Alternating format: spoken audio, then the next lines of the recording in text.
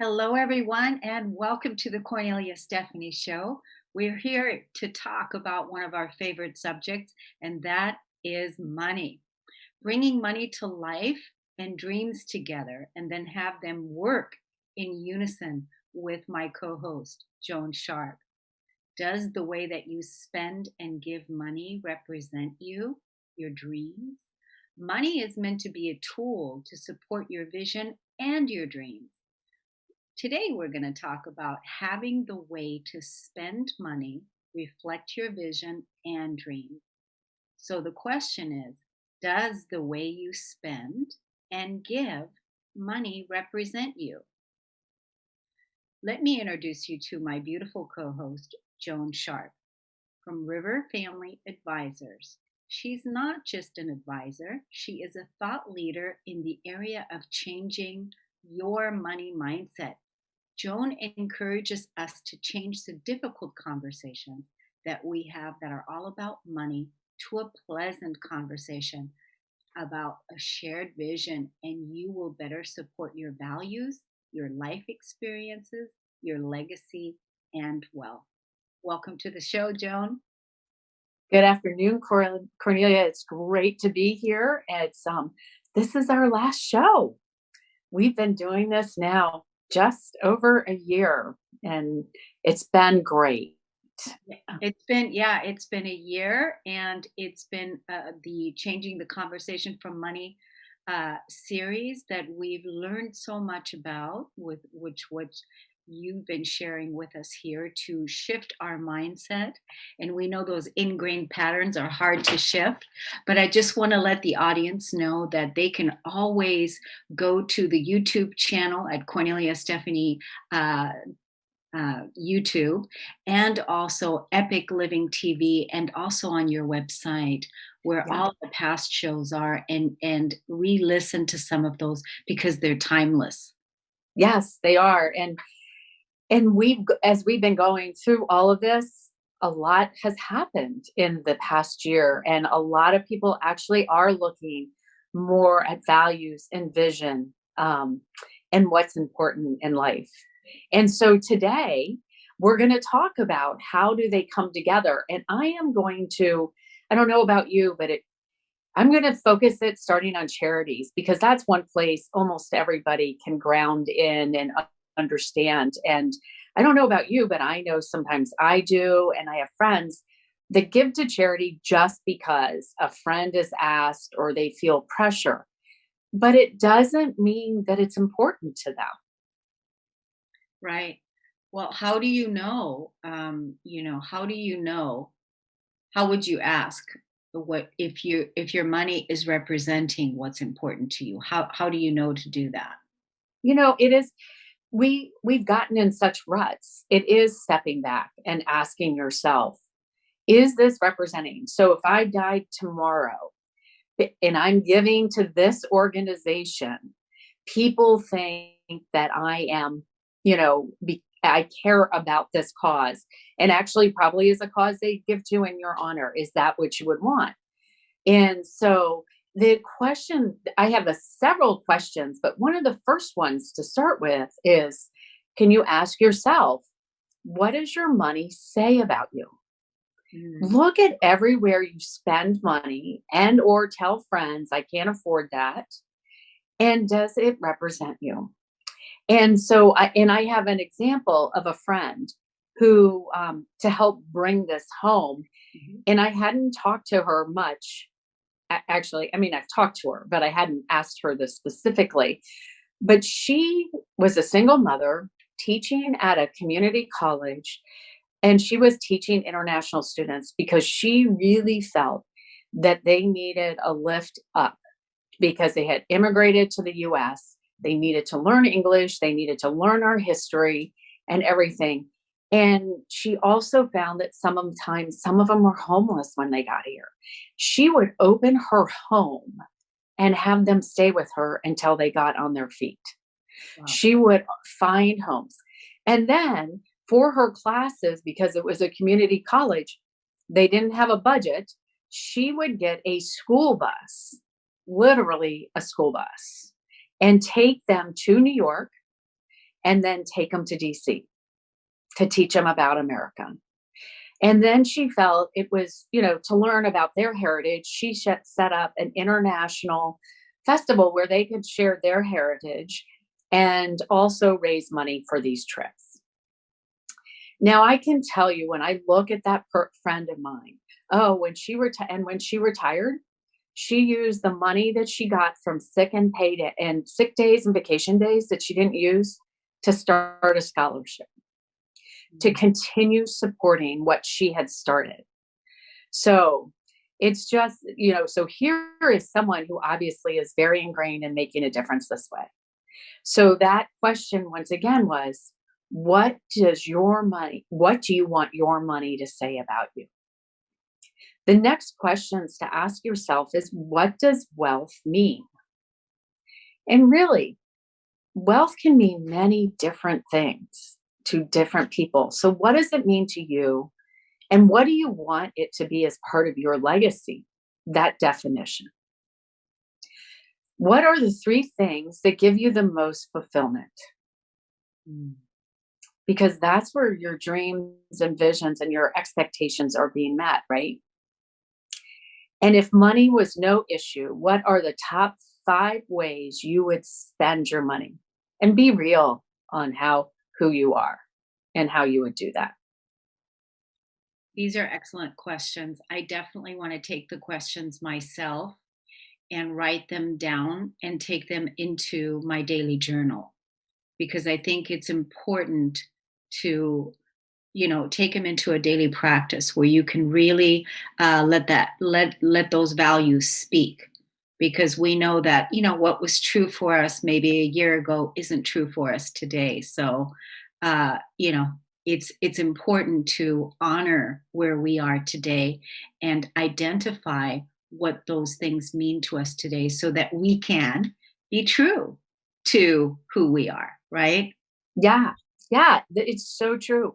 And it always evolves because we're continuing to evolve and grow as we go.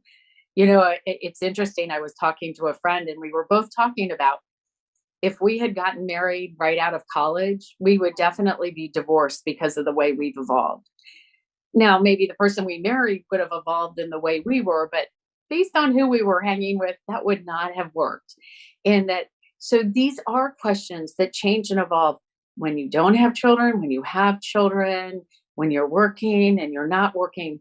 But there usually is a core part of who you are that you want to leave a legacy behind. And this really fits. What we've been talking about is vision, right? Yes. This fits that, talking about this. And a great way to look at this is by asking those questions, you're starting to envision your vision. And I said dreams, right? The title was, how are we going to pull our dreams and money together? Our vision is a big part of our dreams and expectations. And this just gives you a different way to look, like, kind of shift the paradigm on how you're looking, on how you're spending money and the decisions that you're making. And there may be areas where you feel you have to say yes. Okay. That you I really don't want to. Let me see. It might be the April 15th bill due to the IRS where we have to say yes. But there are certain things and certain friends. Actually, you may want to give to a charity for a friend because it is honoring them and why you're doing it. It may not be part of your legacy, but you want to be clear with that. And when you're doing that, and communicating it is so important, right? If Yeah. we don't communicate, go Yeah, ahead. that's why I think the questions that you posed right now are really important, for yourself as an individual, but also if you're together in a couple, in a relationship, to sit down at the table together, and even the family, and bring these questions in, because in a family we work together as a unit, and people especially the children nowadays, teaching them these incredible values about vision, how to change the conversation from money to vision early on is an important piece in asking these questions, shifting that mindset, and being able to, like you said, the dream, the vision, and the values, making them all work together in unison, right?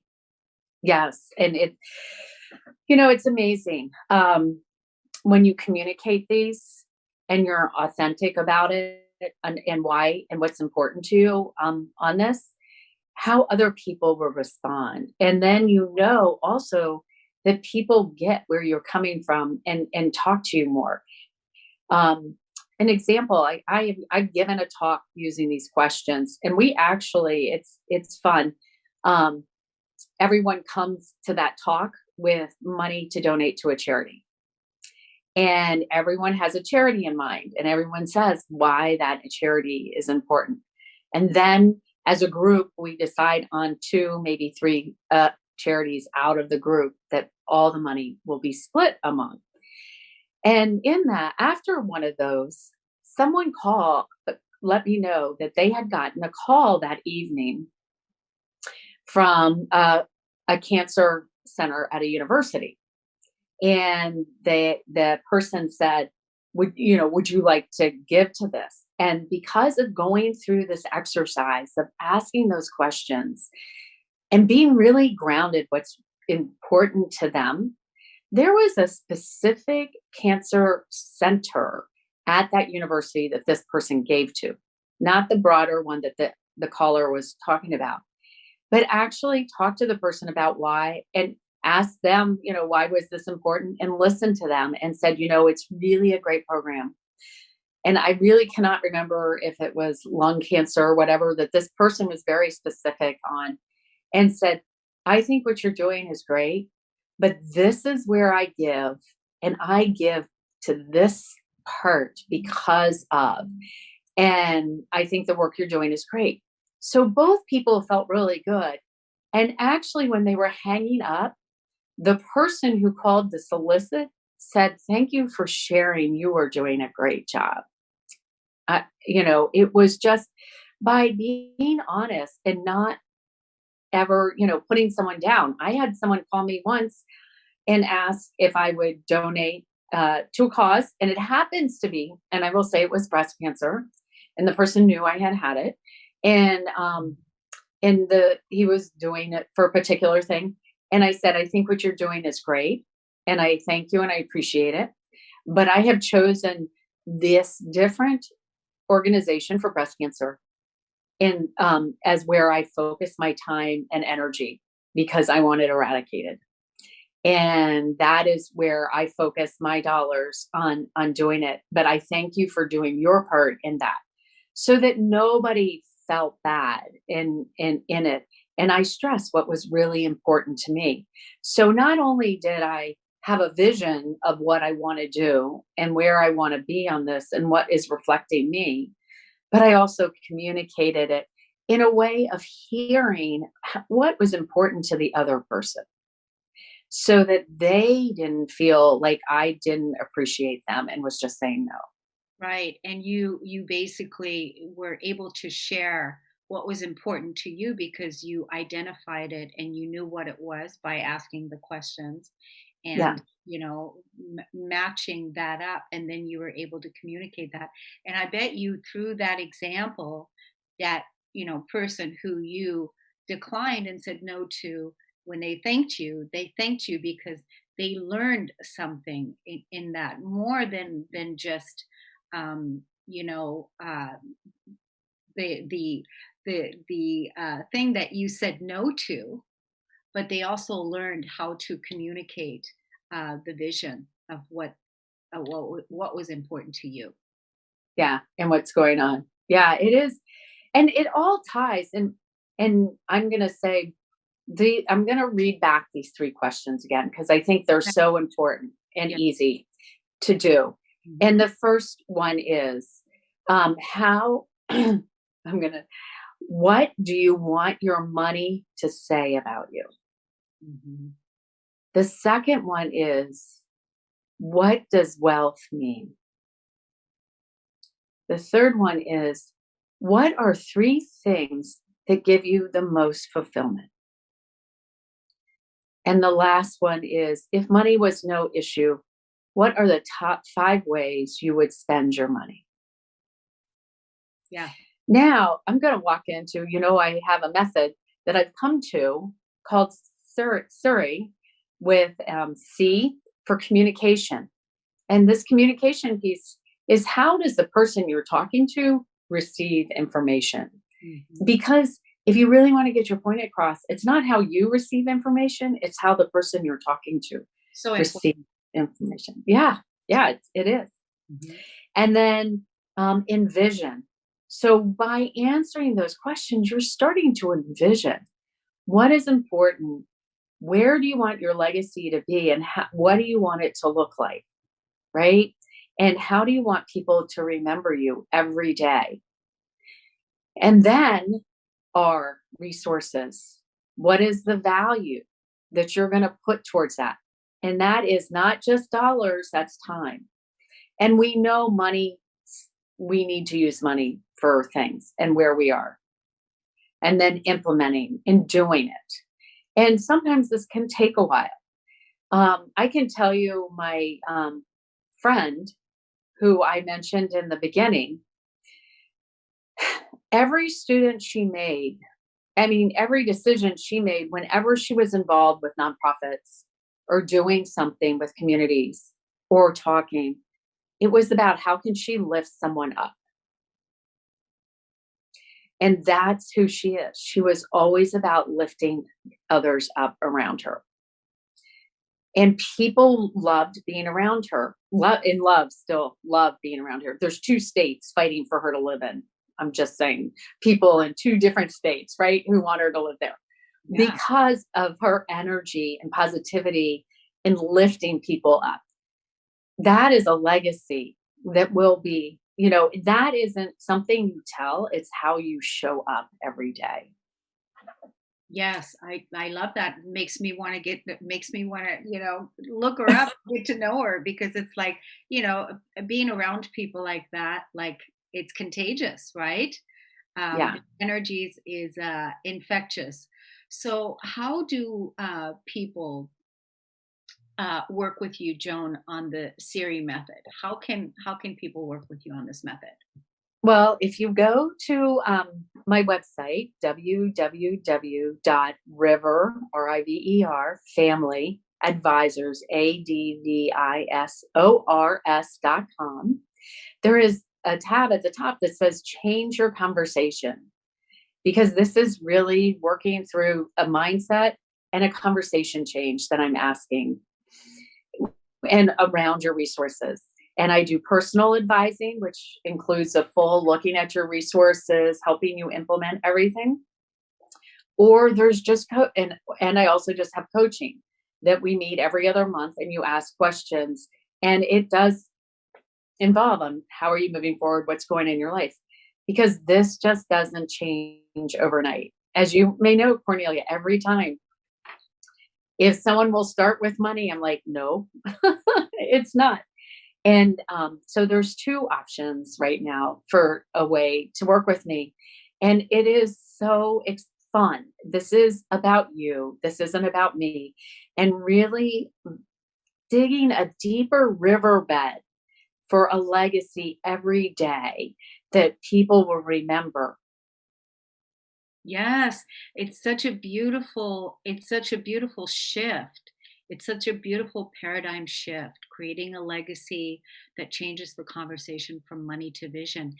And it is something, like you said, it takes a while to shift the the habits and the patterns of the way that we used to communicate with what it is that we wanted to do for the weekend, or communicating, when we want to, go out for an evening or whatever. And when people say, instead of saying, I can't afford it, or whatever it is, but it takes a while to make that shift, because we've been conditioned in a certain way for so long that now it's like communicating the vision.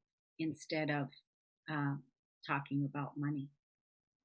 Yeah, and it can make you more vulnerable at first, but then it makes you more relaxed because then people don't question like, "Well, do you have enough money or not?" It's none of their business because you've said, "This is where I'm going and this is what I'm doing." So now you really have taken money personal again, and you have made the vision and values that are really important and where your decisions come from. And it helps you. Sometimes we get stuck and with a value that we have that can be good, but it's overtaking some of the others that may not be healthy for us. If you're communicating it, you can kind of catch it. Yes, yes. So, my goodness, it's been 1 year of beautiful conversations that we've had, lots of content we've created. Are you on your way to writing your book now? Is that what? Yes. Yes, we are. We're starting it. We have started. I've started it, and hope to hope is June. We'll see. Okay, that's wonderful. I think it'll be a wonderful complement to these beautiful podcasts that we've created with this content that is timeless, and that at any point in time people can pick it up and use it for their wealth creation. Yeah. Also, let's give the audience another invite to go to your website and to contact you. Okay. It is um, www.river family advisors advisors.com, and it's changing our conversation is the tab at the top, and you can either use personal advising where I really go deep and into the finances with you, but I also start with communication and your envisioning of where you want to be. If we were sitting here 3 years from today, what has to happen in your life for you to feel as if you've made progress and really help you move through that, hopefully quicker than 3 years, and organize all the resources and update estate planning. And please, everyone, I mean, I can't tell you enough how important it is to have a durable power of attorney and a medical power. It is so important. And and then there is the option of the coaching, of the individual coaching, where you just check in with me every other month for an hour, and whatever's going on in your life, how is it getting, what's going on in your life, where's the mindset to help refocus it back onto vision, and then how your resources, meaning money and time, can support you and working on your values. You've given us so much, Joan. Thank you so much for your beautiful gift to the world, and many blessings to you. I know I'm going to be in touch with you. I've learned so much, I've gained so much, and I'm wishing you much success on your book, and hope to see you again.